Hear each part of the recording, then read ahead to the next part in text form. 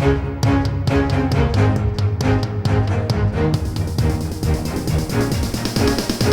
is the Washington Times front page for Tuesday, April 26, 2022. Thanks for joining us. I'm George Gerbo. The weeks and months of entreaties have finally worked. Twitter has agreed to Elon Musk's offer to acquire the company for an estimated $44 billion. The agreement by the social media company represents the end of a tumultuous courtship in which Musk refused a seat on the company's board in favor of a takeover. Ryan Lovelace reports Twitter said stockholders would receive $54.20 for each share they own when the proposed deal is closed, expected later this year. The deal is one of the largest leveraged buyouts in American history and needs the approval of regulators and stockholders. Twitter board chairman Bret Taylor said the sale represented the best path forward for the company. Musk said he looks forward to unlocking the company's full potential and that he wants to enhance the product with new features. The U.S. military footprint in Europe has vastly expanded in the 2 months since Russia invaded Ukraine, with more than 100,000 troops now on the ground. The looming question for Pentagon planners now, Ben Wolfgang reports, is how many troops should stay and for how long.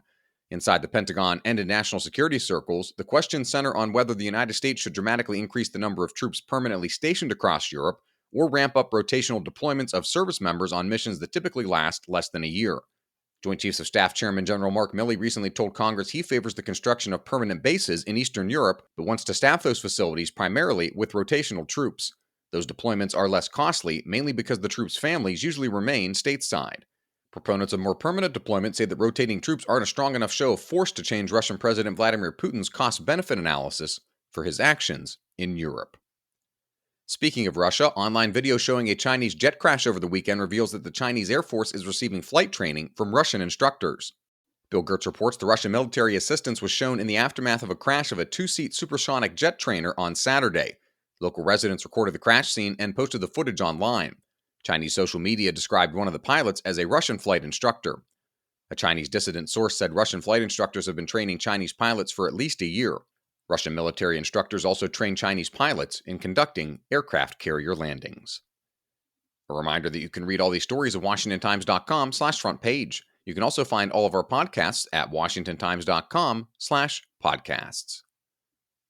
The Public Broadcast Service's premium access option on its digital streaming app is stirring debate about whether government funding gives it an unfair advantage. Sean Salai reports PBS's streaming app offers current events programs such as NewsHour and Frontline free of charge. Its PBS Kids app also provides all of its children's programming without fees. A higher tier option, PBS Passport, offers commercial-free access to full seasons of its most popular dramatic shows, such as Call the Midwife, for viewers who donate at least $5 monthly to local stations. That appears to mirror the basic subscription plan that Discovery Plus sells for similar public interest programming with commercials. PBS Senior Director for External Communications and Media Relations Eleanor Hawkins told Sean that PBS Passport launched in 2015 as an added member benefit from local stations and is not a subscription service. For every dollar of federal funding, she said, PBS raises an additional $6 from viewer donations and private grants. And finally, Stephen Dinan looks back at the career of former Utah Senator Orrin Hatch, who died over the weekend at 88. Hatch was born and grew up outside of Pittsburgh in Homestead, Pennsylvania, and moved to Utah with his wife Elaine in 1969. Fiercely conservative, he notably found ways to balance his concerns and interests while establishing relationships with key Democratic counterparts. The Americans with Disabilities Act, the Religious Freedom Restoration Act, and legislation to form the Children's Health Insurance Program all had his imprimatur in more than 40 years in the Senate. He retired in 2019 after 7 terms, the longest-serving Republican in the chamber's history.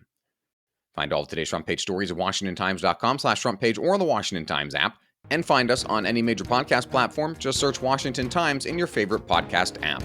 You can also find us on Twitter and Instagram at Wash Times for breaking news, sports, commentary, and more. For the Washington Times, I'm George Gerbo.